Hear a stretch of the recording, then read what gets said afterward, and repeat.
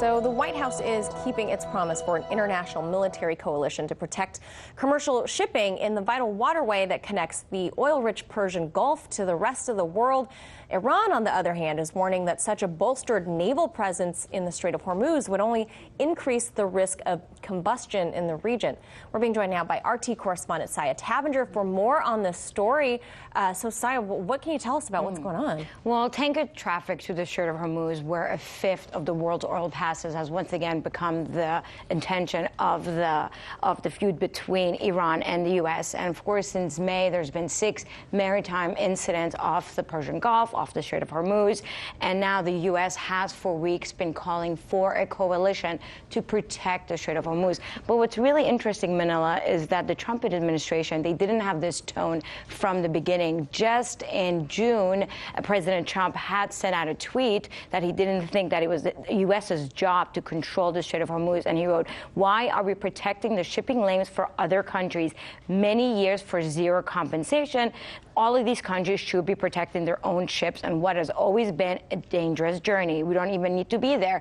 But of course, that tone has changed dramatically. And now here is just today, Michael Bull, commander of the Carrier Strike Group, had to say about U.S. presence in the Persian Gulf.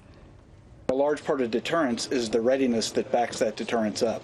So we're ready to defend the U.S. and the U.S. interests if called upon.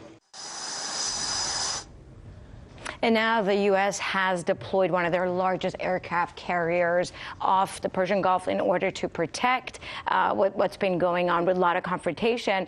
Now, the ship is not yet in the Strait of Hormuz. It's off the north of the Arabian Sea. But what they're hoping to do is actually record any kind of interaction between the ships. If there is any kind of, they're going to be fitted with cameras, U.S. jets fitted with cameras to record the waters, making it harder for tankers in the Gulf to be targeted. And previously, Britain had resisted joining this coalition. But of course, now with incoming Prime Minister Boris Johnson, he's making it a goal to have good relations with the U.S. because a trade agreement is in order with the U.S. So they have joined that coalition now. So, oh, interesting. So that has changed. It sounded like in President Trump's tweet that he wants the U.S. to be compensated to protect the waterways, and that's like his only beef. So with the exception of the U.S. and U.K. issue here, are any other countries making a show of force, making a presence there? Well, there is now also an Israeli presence in the Strait of Hormuz, in the Persian Gulf. Iran's actual commander of the Iranian Revolutionary Guard is calling on the U.S. and the U.K. to take responsibility for any kind of interaction happening there, because now there is Israeli presence there. And it was actually reported last week that Israeli foreign minister said that Israel was involved in a U.S.-led mission to protect the strait. So Tehran was claiming that they're doing their utmost to protect the region, but that they're not going to let other countries take advantage and also be involved in this coalition, especially Israel. Well, of course, we know Iran and Israel do not have good relationships. So Iran is really not liking the fact that there's also an unofficial Israeli presence in the Strait of Hormuz in parts that Iran claims are, of course, Iranian waters. Yeah, I was just going to say that of all countries to be there, we know there's an outward hostility between Iran and Israel. So for Israel to be there kind of raises some eyebrows, I think. Right. All right. Constantly unfolding here.